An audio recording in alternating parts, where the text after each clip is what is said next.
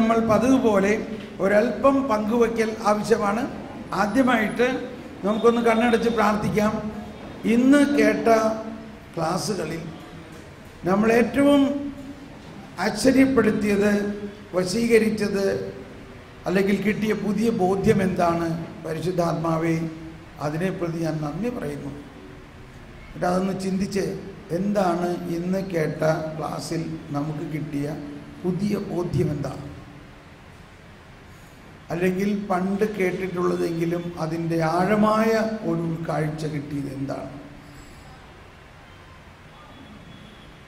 കർത്താവേ, അതിനെപ്രതി ഞാൻ നന്ദി പറയുന്നു.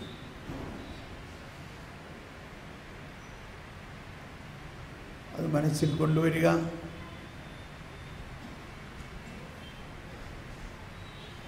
Praise the Lord.